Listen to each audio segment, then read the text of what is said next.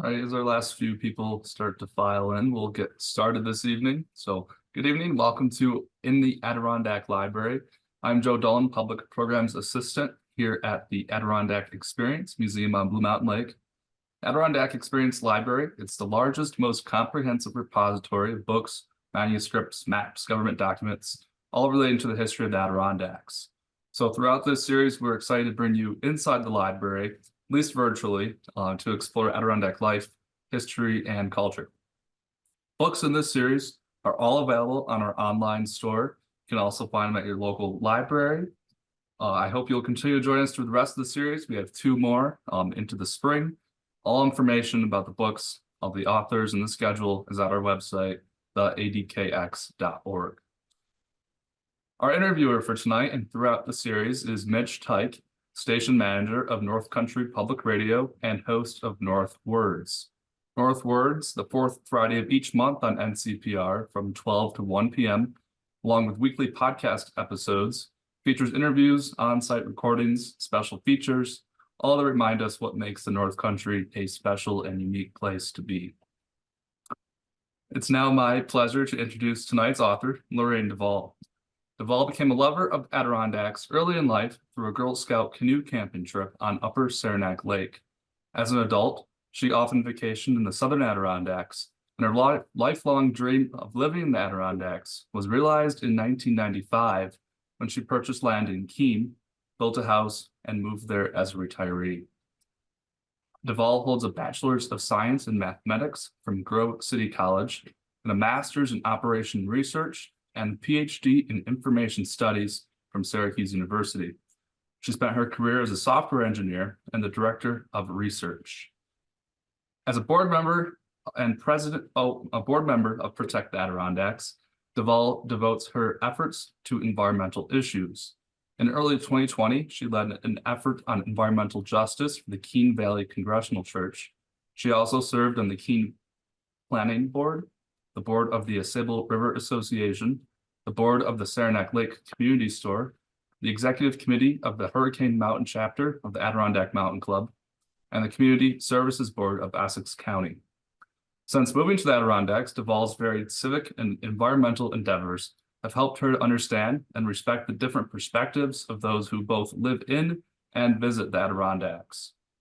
Since retiring to the Adirondacks, Duvall has authored 4 books, including I Know Too Much to Pretend, 2014, In Praise of Quiet Waters, Finding Solitude and Adventure in the Wild Adirondacks, 2016, Finding a Woman's Place, The Story of a 1970s Feminist Collective in the Adirondacks, 2020, and finally, her most recent book and the feature of tonight's discussion, Where the Stile Brook Waters Flow, The Place I Call Home, 2023.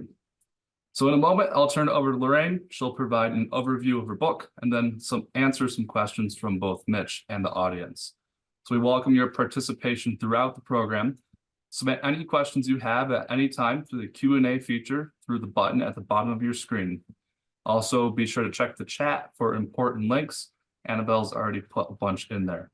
So with that, I'll turn it over to Lorraine. Well, thank you very much, Joe and Mitch. And the Adirondack Experience, in addition to that history of wanting to live in the Adirondacks, for many, many years, I attended conferences at the Syracuse Minnebrook Conference Center in Blue Mountain Lake, and always came to the what was in the Adirondack Museum, and just always loved it. I've been a member for 40 years, so that's probably longer than most people have been members of the Adirondack Experience. Slide, please. So this is my the cover of my newest book, Where the Stiles Brook Waters Flow. It's about my home, and it's been just absolutely wonderful to research, write the history of, talk to neighbors of their experiences in the watershed, and to relive my own experiences. It's been a great experience, and I've just loved it. So the Stiles Brook is a tributary of the East Branch of the Ausable River. And the Ausable River empties into Lake Champlain, about 10 miles, 12 miles from where it goes into the east branch and the west branch of the Ausable River join at Ausable Forks. The next slide, please. So this is a view of really the Brook Valley. And it's taken from Jay Mountain, which is about 3,600 feet. The valley down there is about 1,500 feet. And on the right, you have Clements Mountain, which is 2,600 feet. The Soda Range, which on the way to Keene, which is 3,100 feet. And in the distance is the Sentinel Mountains, which on the other side of is Lake Placid. So that gives you an idea of the layout of this. So you've got from about 3,600 feet on the Jay Mountain Range to where the Brook enters into the east branch of the Ausable River at around 700 feet. So you have quite a drop in just 5 to 7 miles to go from 3,600 to 700 feet. Next slide. So to give you an idea of where we're talking about, so this is the Adirondack Park, and I absolutely love this slide in that it shows the size of the Adirondack Park compared to Yellowstone, Yosemite, the Grand Canyon, and so forth. So Stiles Brook watershed is up in the right, to the right of where the glacier is.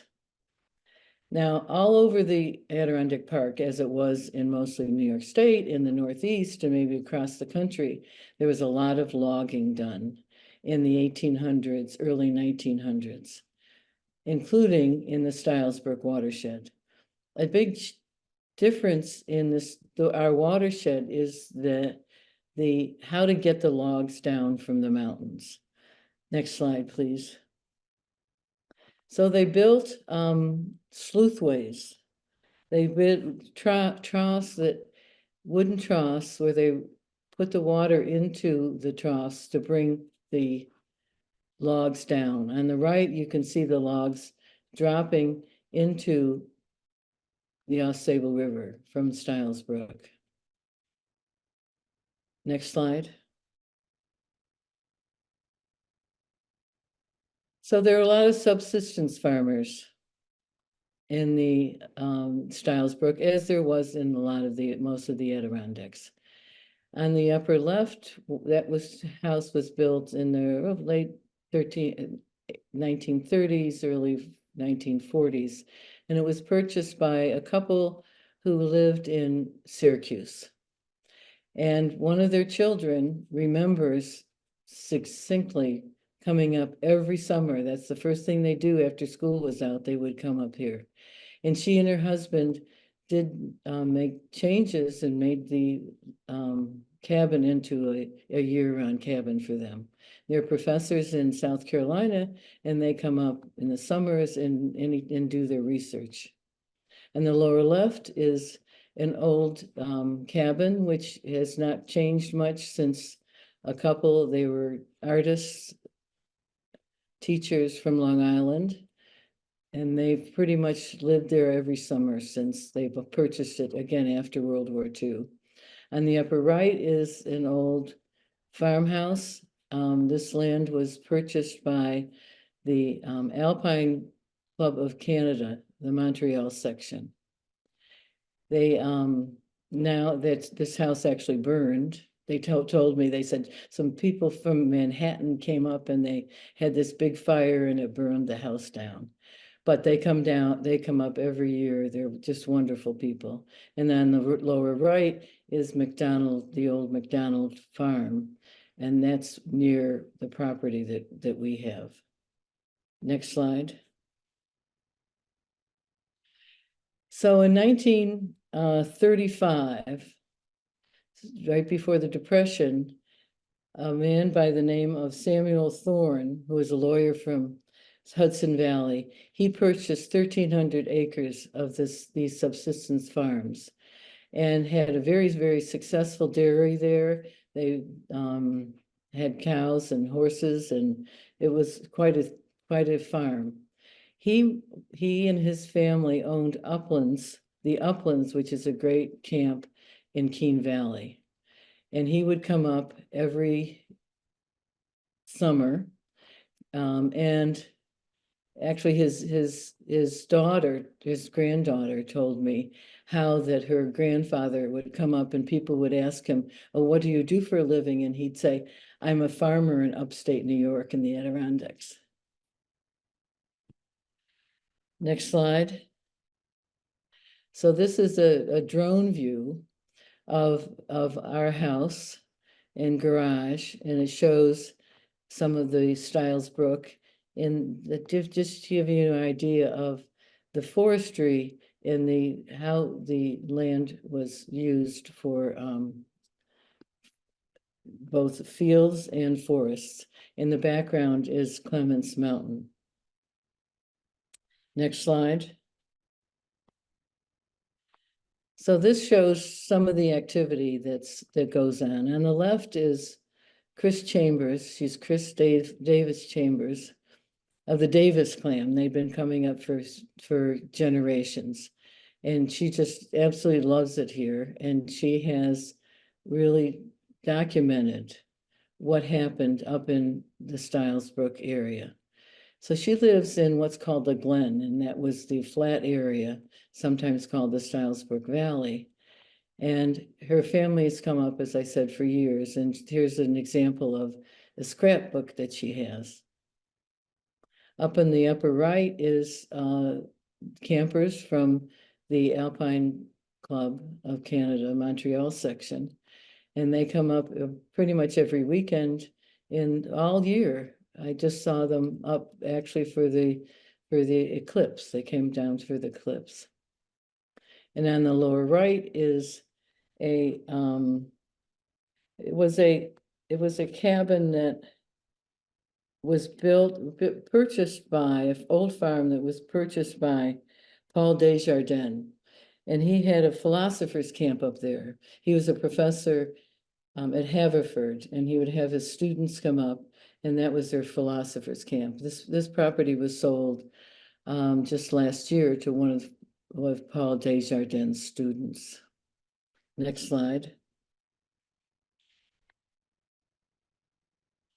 This is a quote from Terry Tempest Williams, who I've admired her writing for years, where she said, "I love the challenge of living in a small community where the politics of place is no longer an abstraction, but something very real, as you face your neighbor honestly over land use issues, not hundreds of miles away, but in your backyard."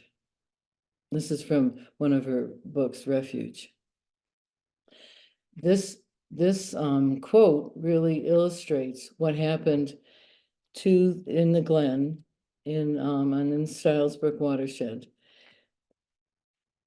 No, it was about 1970s. But first, next slide, I'd like to introduce to you Highlands Farm. So in the 1960s, Bob Gardner purchased what was Upland Meadows Farms, which was then about 1,300 acres, and he expanded it to about 2,000 acres. In the foreground here is the farm itself and the fields. In the background is Jay Mountain Range. And our property is somewhere up in the right, one of those fields up in the right. This photo here is by Nancy Battaglia. She spent a lot of time taking photos up in the Stiles Brook watershed. She has some great photos and been very kind in letting me use some of them. So here are 2,000 acres. And he died in, I think, 2000, 2001, and left the land to his children and specifically his daughter and son. And they were finding it difficult to pay the taxes on this beautiful land. They've been just wonderful keepers of the land.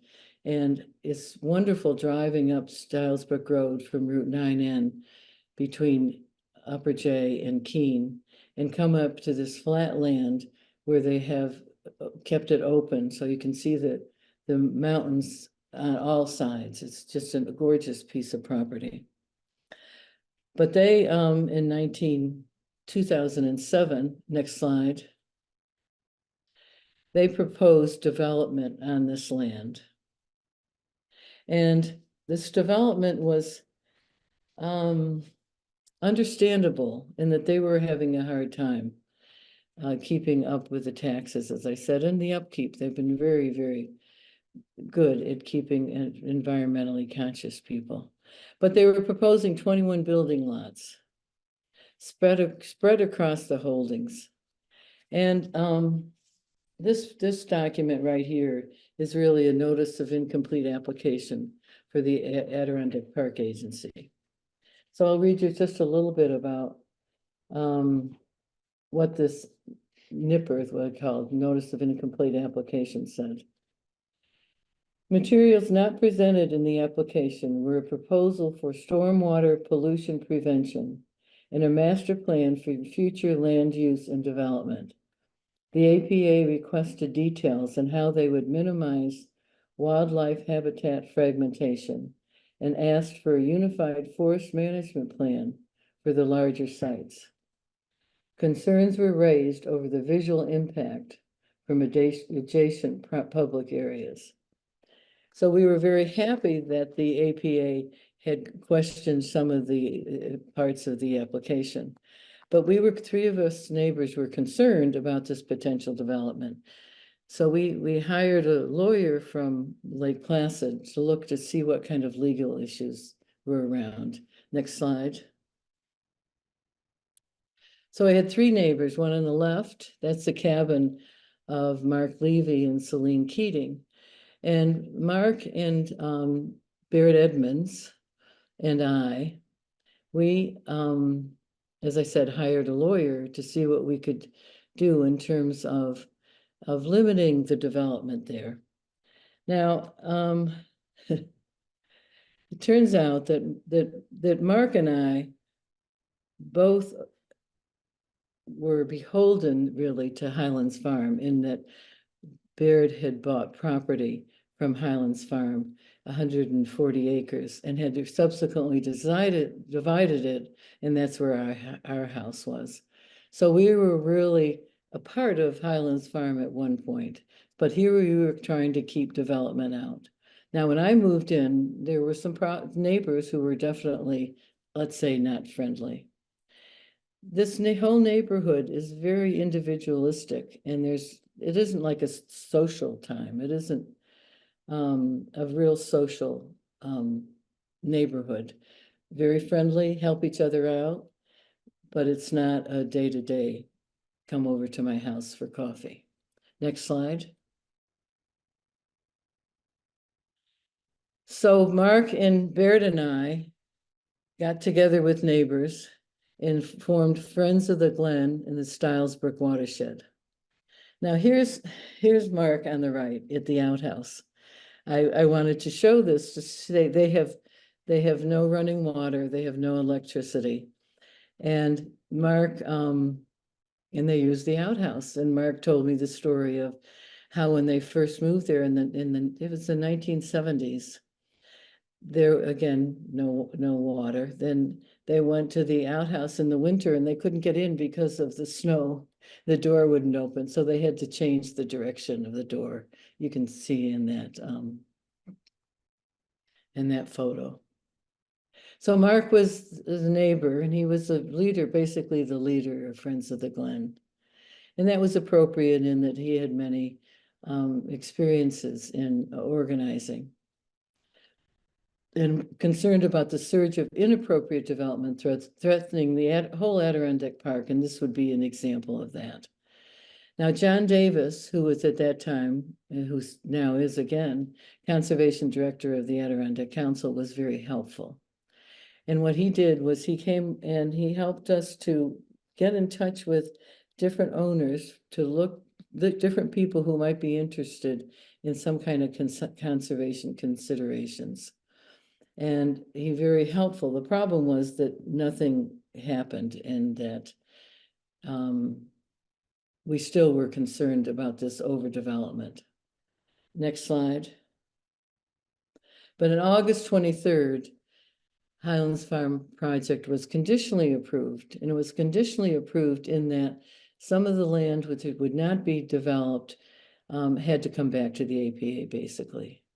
And Dave Gibson from Adirondack Wild was very concerned about how a subdivide but plan later.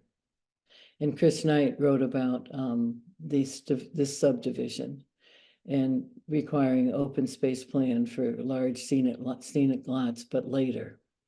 So the good part was effectively there's 6-lot subdivision versus 21, and the lots were located in much better locations, environmentally and visually. So we were happy as to the results of that. Now I'd like to go to the next slide to experience that we had during Tropical Storm Irene, which happened August 27th, 2011. Now, there were lots of problems in Keene and Jay, and also in the Stylesbrook watershed, which was different than in Keene and Jay because there were basically fewer homes, and because of the large vertical drop, and especially over the falls, Stylesbrook Falls, which is about 40 to 50 feet high. So next slide. So you can see where the waterfall is, and this is the watershed itself, with the mountains, Saddleback, Jay Mountain, Clements Mountain, Weston Mountains, and the Peaked Mountains, all forming a frame for this water that came down. There were some estimates, there were 8 inches within 12 hours. One estimate was 11 inches in 12 hours. It was quite a interesting time, we should say. We were flooded in. Our house was as high enough so we did not get floods, but we could not get out of our driveway. The roads were almost impossible. We couldn't get to Keene. We could only go the back way through Jay and then up through back roads. So it was a very difficult time. So there were 4, next slide, please. So there were 4 environmental researchers who were running a house near the foot of Stylesbrook Falls. And this shows their front yard at the beginning of the storm. And that afternoon, they showed videos of the intensity of Irene. It was really very, very, very good. I'm going to show the next slide please show the next slide. So this is the video that they took of the Stylesbrook Falls.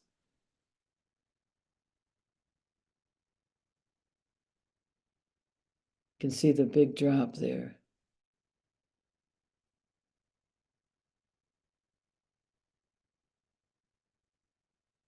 The intensity there at the bottom of the falls.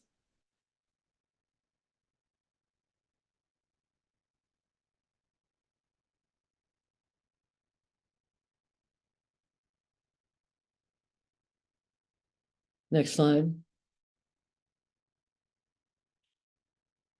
So these are some stills. In the top, so you can see that cabin there, that house there, that totally went out. This was taken just before that big wave went down, and that shows in the lower left where the big wave took out that house. Again, this is all below Stylesbrook Falls. This is not far from 9N, the road that goes from Keene to Upper Jay. And on the right is the Stylesbrook Road washed out. The next slide shows Paul, his name is Paul Rushmeller. He was in charge of this study group, and you can see him standing right in the middle of Stylesbrook. This was during that day when the rain was still coming down. And again, one of the researchers, April, she's on the right there and showing the storm, the water's coming down. So next slide. So this is the next day, and there's Paul and April fooling around at the bottom of Stiles Brook. There's still lots and lots of water coming down, but it isn't as intense as it was during the storm. Next slide. So this was an aerial view taken by an airplane by Stephen Longmire. There were volunteer flights by Lighthawk all over the storm across the Ausable, really the Ausable River watershed. And this shows the Ausable, this shows Stiles Brook Road on the right. And you can see where it totally ends. And this is where the brook itself came through and tore off the edge of the road. And on the lower right is the house where the researchers stayed, the ones that took the videos. Next slide. So this is 9N, and you can see all the debris on the side. They'd already taken it off the road. And this was the house that came down. You can see the logs from the house that came down. And on the right, Bruce is standing there showing where the road was totally cut off. So here we were in Stiles Brook, and because of the internet, we could see what was going on in nearby towns and nearby areas. And we could see that there was a lot of cleanup being done. But I felt like that we weren't being paid attention to. There was nobody that was coming in and doing anything. And the roads were closed.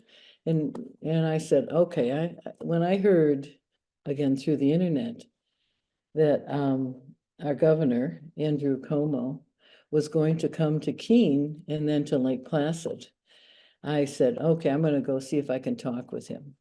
So we took back roads and we got down. Next slide, please.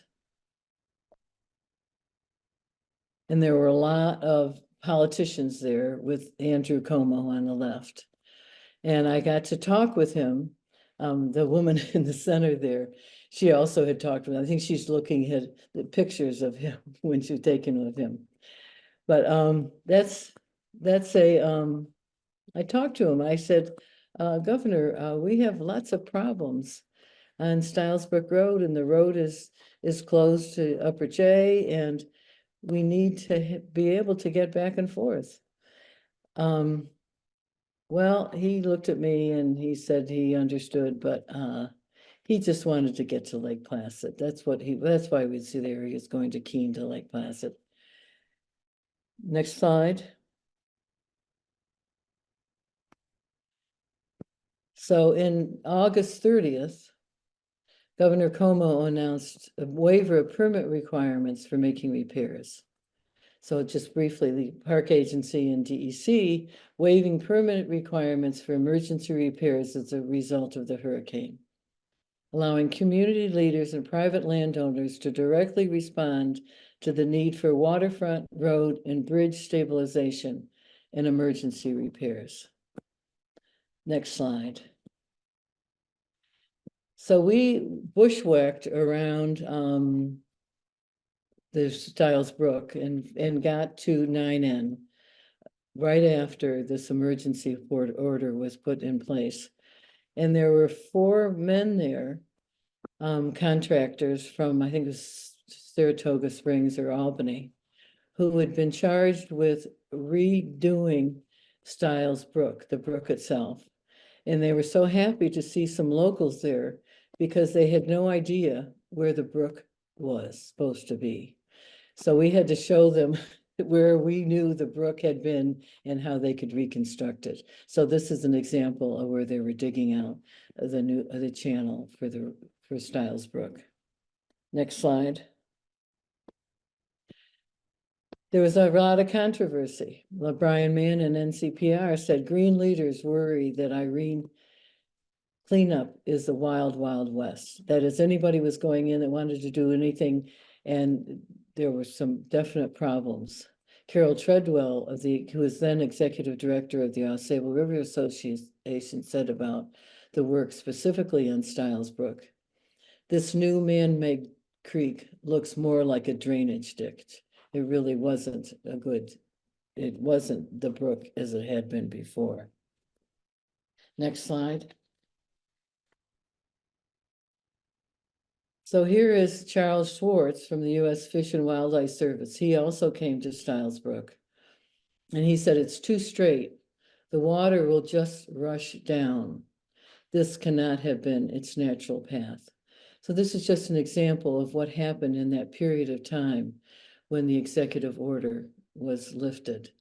And in the center there, the second woman from the left is Kelly Tucker, and she was actually board chair of the of the Ausable River Association at the time. She's now executive director and has done just a wonderful time of getting money from many, many different sources and doing a lot of work, redoing a lot of work that had been done during this executive order, specifically on the East Branch of the Ausable River. Nothing's been done on Stiles Brook. Next slide. So while I was writing this book, I was in a book group where we were studying Robin Wall Kimmerer's book, Braiding Sweetgrass. And I just love this quote from her because that really brought it home to me what happened in my home. She writes, the story of our relationship to the earth is written more truthfully on the land than on the page. It lasts there. The land remembers what we said and what we did. So it made me remember everything that we'd done on the land. Next slide. So this is a forest bathing gathering that we had on our land, which was done really, if you're not familiar with forest bathing, it's just a wonderful way to really honor the land and the trees and the animals. And we had one at our house during COVID. You can see the masks. I also had wonderful friends come over, family come over, wonderful things happening on the land. We put the forest, we have 75 acres. We put all this, except for 4 acres, into a sustainable forestry program to way to honor the land and the waters. Next slide, please.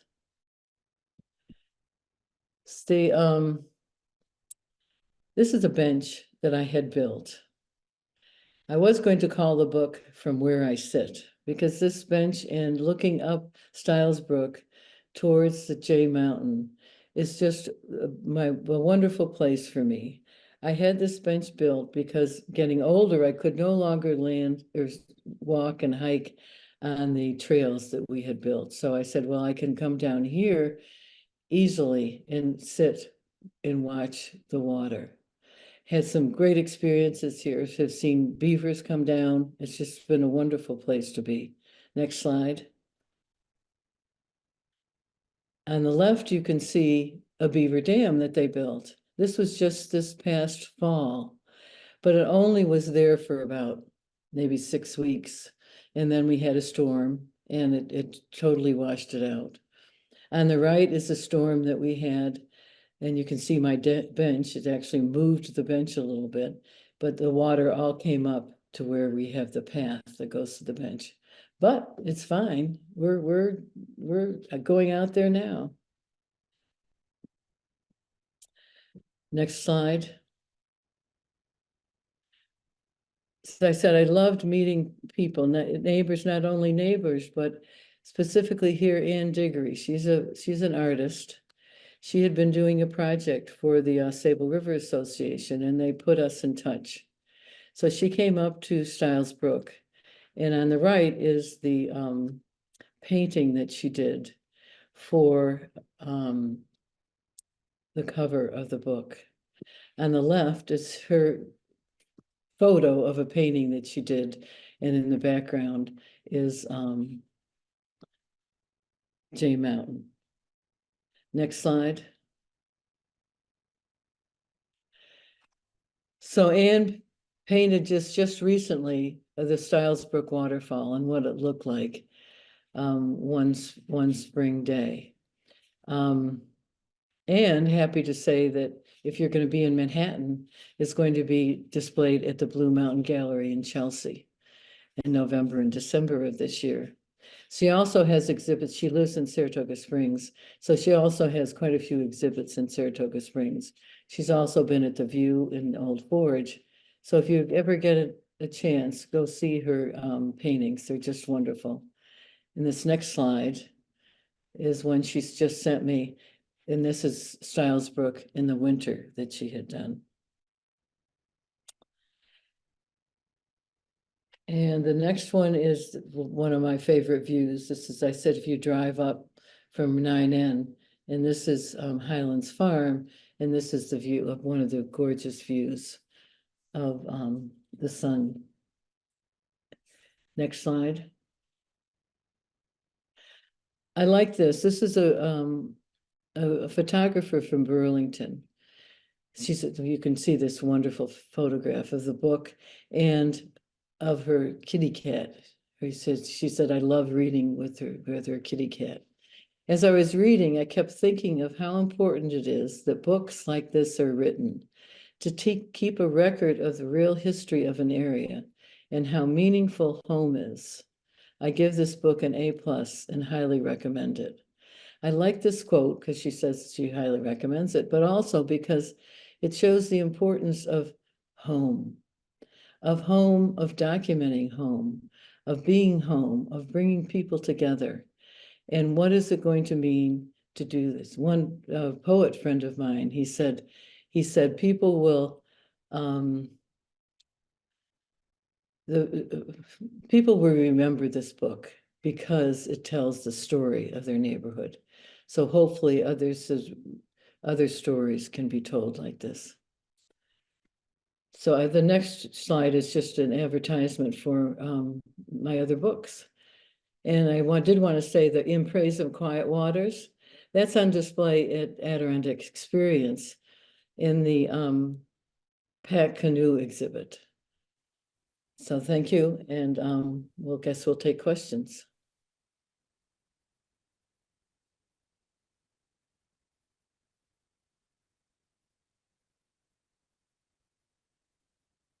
You're on mute.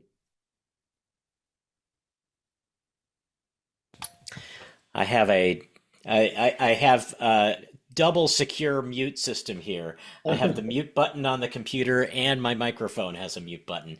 So thank you so much for just a delightful presentation. And just a reminder to the people in the audience, I had a great chance to take a look at who's in the audience. It's nice to see so many names that I recognize from reading the book. But if you have questions for Lorraine Duvall, please put them in the Q&A. I'm also monitoring the chat, but the Q&A is just an easier place for me to find the questions. And we have about 20 minutes, so we should have time to get to a lot of questions. And I guess the first one, I feel like I have to ask. This is a virtual interview, so we don't have the pleasure of seeing what you see. You shared a picture that shows the outside of your house. You're sitting, I don't know whether it's your dining room table. That's exactly what I was curious about. What do you see out your window that inspires you? So that's, can you see that Jay Mountain? Absolutely. Yeah, so that's Jay Mountain. And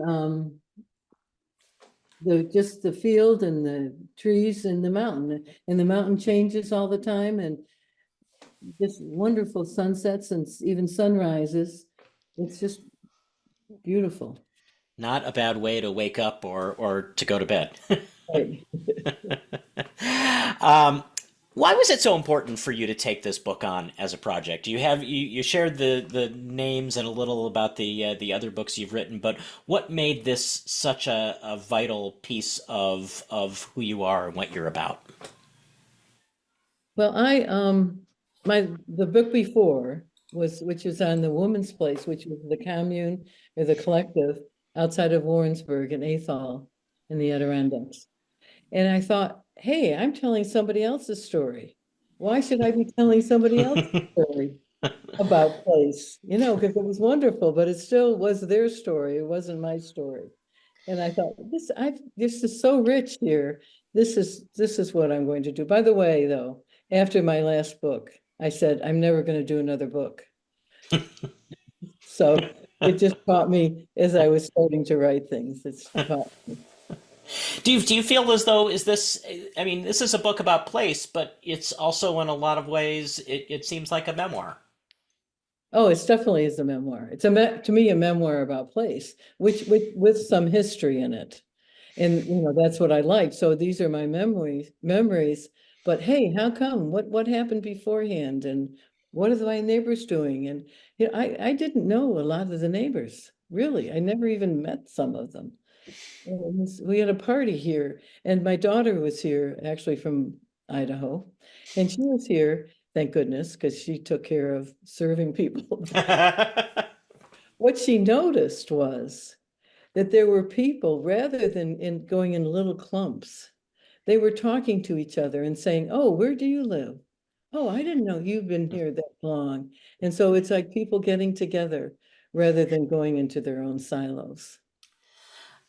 You'll be a little intimidated to hear this, but a couple of people have already just asked this.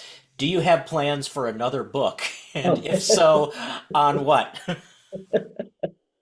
So, well, the answer is no, but what I am doing right now is I had gone on what I call a pilgrimage to visit family in Idaho and Salt Lake City and in Denver, and bringing family here and distributing ashes of my son-in-law, I mean my brother-in-law who had died.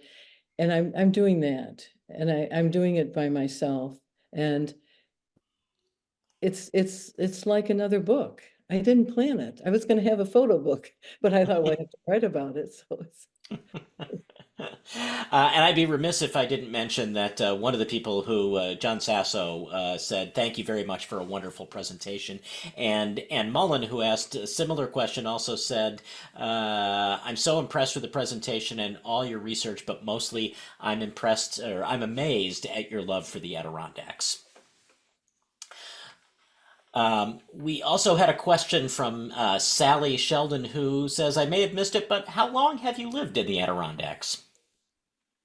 oh, so I moved here in 1999. I purchased property. I hate to say that, but anyway, from Nathan Farb, who Baird Edmonds had sold this 75 acres to Nathan Farb, and I bought it from him. And that was in 1995. And then by the time I had the house built and so forth, and was able to afford it and retire and so forth, it was 1999. So I've been here full time in 1999. And the people that I lived then in the Utica, Rome, Syracuse area, and they'd say, "Oh, how can you possibly live up there? I mean, this is the Adirondacks. Like, is anybody up there? I mean, don't people just vacation up there and so forth?" And I said to them, "Well, if it would just be 5 years, I would be happy." Well, it's been 24. It's just amazing. Well, and along those lines, I'm curious, can you think back on the Lorraine Duvall who wanted to live in the Adirondacks and compare your hopes and expectations with the reality of the life you've led in the Adirondacks? Well, that's a good question. I think the wanting to live in the Adirondacks was wanting to paddle the rivers and the lakes and the ponds. I was never a big hiker, but I could go up mountains. Never wanted to be a 46er, but it was more the paddling. It's just being out in nature. And then what surprised me was community, that there was such a love of the land, of the environment, of the Adirondacks, and just a rich group of people here. That's what surprised me. Along those lines, again, though, you quoted Terry Tempest Williams in your presentation, the love for the challenges of living in a small community where politics is not an abstraction. The reality is that people love the Adirondacks, but they sometimes are at cross purposes with each other. Why does that quote resonate so strongly with you? It makes it seem like, this is not for the faint of heart. Right, yeah. And the example was just in this development at Highland Farm. I mean, all the neighbors, and we got together and we met and we didn't all agree. I mean, there's some of our neighbors hate the APA and they didn't want to be told what to do with their land. And so we had some contentious times and never really, I mean, that was good in that we could talk about it. That's that neighborly thing. So rather than looking at something, I don't know, in Iowa or something, I'm married to these people in a sense. Uh, Donna asks, she, is curious. She says she's very confused as to how the Adirondack Park Agency comes up with the logic of who can build and who can't. Is there some insight you can share from your 24 years of being there in terms of how it's arrived at what is okay development and what's not, what's appropriate and what's not? Well, first of all, the half of the Adirondack Park, approximately half is privately owned and half is public. It belongs to New York State and all of us citizens. That half that is privately owned is heavy, they don't call it zoning, but it's heavy zoning. Anywhere from the hamlets, which is almost indiscriminate development, to I think it's 7 acres. You can have one single family dwelling in 7 acres, and then it comes up to the strictest is resource management. We live in the resource management land, and only one house kind of is one house every 45 acres. And that's really the biggest. So when this development at Highland Farm was, they had 200 acres that they could do different things. Then they had to have building rights. And what really helped with the development that we really liked, instead of having one house every 45 acres, it would be one house. I mean, it'd be clustered. You clustered the homes together, and that's what happened. You clustered the homes. So what you're doing, you're being nicer to nature by doing that clustering. Sure. Mark asks, what challenges, this is Mark Levy, what challenges do you see now facing the Stiles Brook watershed and the Glen? And can you discuss the problems in the Glen with internet access? Oh, so that's Mark Levy, who Or Levy, I'm sorry. he doesn't have any, he's the one who doesn't have any electricity. But he has Starlink, and that was a saver. There's no broadband that was brought up. And by the way, Bruce just told me, I said 200 acres, it's 2,000 acres of Stiles Brook. I mean, of the Highland Farm. So with Mark, so no broadband up here. Not at all. And where we live, there was some that was brought up from Jay Frontier, but it was not very good. We had HughesNet for a while. That wasn't very good. And then Starlink came. So we got Starlink. So there are 5 or 6 houses now that have, maybe 8 that have Starlink.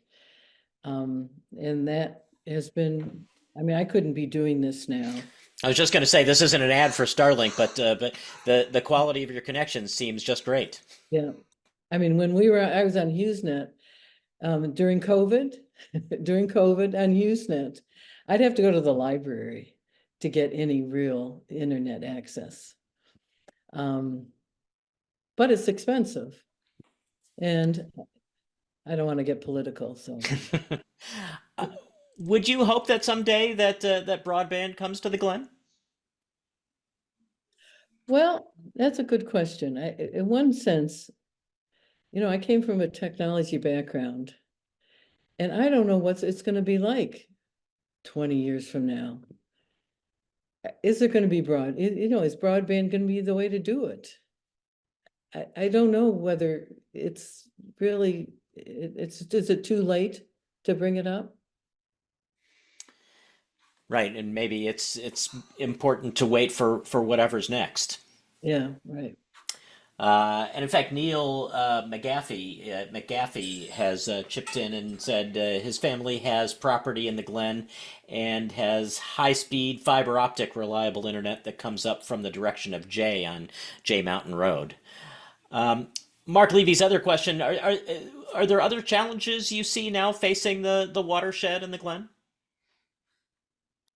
Well, I mean, I don't want to be, but right now we have gravel roads, and the gravel road from us to the farm is nothing but potholes. And and we're ruining our cars. So that's an immediate need. I'm happy though. I'm not sure why Mark is saying that. Well, I think, I think it's always a question of whether there are still challenges facing an area.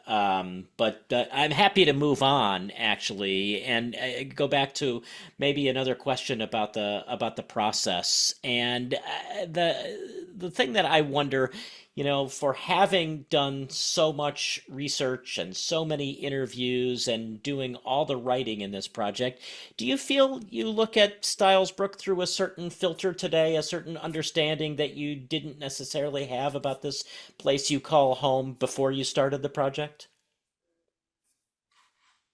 Yes. And I think what it is, taking in that quote that I have from Robin Wall Kimmerer, it's made me love the land more. It's made me, when I first started this, I was doing feng shui. So I actually feng shuied the land and the trees and so forth, and had these meditation groups here. But it's more than that. It's hey, this I feel now. I mean, it's politically correct to say this, but I feel it. This is not my land. This is our land. This is worth saving for forever. How would you hope that people use this book beyond just enjoying it and giving it an A plus and letting their kitty cat sit with it? What would you hope the legacy of the book itself is? The love of land, as I just said about Robin Wall Kimmerer, and say, hey, yeah, I could look at where I live differently. I could look at it as a community. I could look at it as a community caring for nature, caring, rather than I'm going to use it up and do whatever I want to with it. I would hope that that would be part, and would encourage people not to necessarily write, but to put together a photo album could be, and because some of these photos that I got were just photo albums from people who had lived here, 50, 80 years ago, 100 years ago. But somehow keep a historical record of where they live. Do you feel like did the process of doing this unearth some of your own memories that you had sort of put away in the back of your mind until it came time to sit down and write this book? Yeah, one of them, and I didn't write much about this, but it certainly did, is that I had high school friends from Binghamton. We talked about Binghamton. I had high school friends from Binghamton, and we've kept in touch forever. And we decided when we all turned 40 that we would have birthday parties every 10 years, which we've done. And this 70th birthday party was up here. So I think about that and those who came. And now that we're older, those who were here but have died. So that when I was looking back at the photos that we're taking, they're still here. They're still here. And I was so happy to be able to share our home with them at that time. Oh, that's wonderful. We have another question, this one from Naomi, who says, can you mention the role of the Residence Committee to protect the Adirondacks? Yeah. So as I said, I was on the, you said it, I was on the board of Protect the Adirondacks, and that's one of the, there was a merging of two organizations, environmental organizations years ago. And the Residents Committee to Protect the Adirondacks was one of the organization, and I was on that board. And it was really my introduction really to environmental issues in the Adirondacks. And I was, and Naomi's husband was on the board with me, and he was just a wonderful man.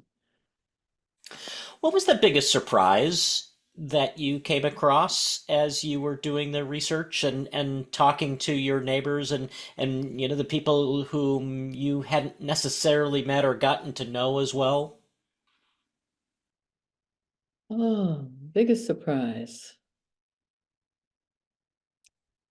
I think the biggest surprise I had, or biggest aha, was with the Alpine Club of Canada, the Montreal section. You know, I had driven by there and there's a sign out, and I thought, I wonder about, you know, I'd see cars or sometimes buses, and I said, well, I've got to approach them. And they're just this one, especially this one man whose father was one of the originators, originally purchased the land there. He spent all his childhood coming up here. And he arranged meetings that I had with some of the people there. And one day we had an interview under their lean-to, I mean their picnic table, and around their picnic tables. And after talking with him, I said, what do you think about coming up here as part of coming to the United States? What does that mean as a Canadian coming to the United States and spending this time up here? And they all looked at me like, what is that question? They didn't know what the question was. And they sent me an email later, and he said, we just love that. We don't think about whether somebody's Canadian or US or where they're from or where their background is. We just care about nature. We just care about being here. We love the going down to Stiles Brook and taking a swim. We love just going up to the mountains. And that was a surprise, a pleasant surprise for me. We have one more. This is a comment from Anthony Antonucci in our audience who says, thank you for writing a great book on keeping a part of the Adirondacks preserved for all of us and future individuals. More people need to think of these lands for all to enjoy and not only to make a buck or profit from. Thank you. Yeah. Good. And I guess we're just about out of time here, but I guess the question that might bring it all home for me is, how do you view this book among the all of the books that you've written? You know, you said you were really not planning on writing another book, and now that this book is sitting in front, it's disappearing on me. This book is sitting in front of you. There has to be some level of satisfaction that you've been able to take this important part of your life and this important story of the land and put it out there for people to appreciate. You know, in each of the books that I wrote, by writing those books and putting it in a form that's printed, it's like now I can move on to the next thing. Now I can like the paddling book. I still do paddle, but let's like that, put a framework around it. Put a framework around my feminist years. Put a framework around a woman's place in that period of time. And this has put a framework on my life here. It's like a package. That's right. That's what it is. It's a package. Now I can look at my life not as little pieces here and there, but one whole. So why in the end did you decide not to call it From Where I Sit? In the bench, I had people look at it and say, and they said, "Oh, nobody's going to buy a book about a bench." But I still think of it where I sit. It could be where I sit on that bench, or it could be where I sit right here, right in Stiles Brook watershed, right here in the bend. Well, for those of us who are who read this and are talking to you from the St. Lawrence Valley, you really you paint a wonderful picture, and I hope I speak for others who have read it when I say we feel like we're right there with you. We have one other comment. Jerry Huntley says, "Thank you, Lorraine, for all your books and all your love for the Adirondacks," and I thank you too. I'm going to turn things back over to Joe at the Adirondack Experience to talk about what's next. Okay, well, thank you very much. Thank you so much. Oh, thank you, Mitch and Lorraine. And thank you everyone for joining us this evening. As the series continues, so next month we'll be having Aurora Path, and she'll be talking about our book Aviation in the Adirondacks. For more information and to register for the program next month, you can go to the adkx.org/events, and we'll also put the link in the chat there. Our opening day is quickly approaching here at ADKX. We open on the 24th of May for another exciting season. So again, all information is on the website, including a recording of this program, which will be available by the end of the week. So for all of us at Adirondack Experience, thanks for joining us tonight, and we'll see you next month. Thank you. Thanks, everyone.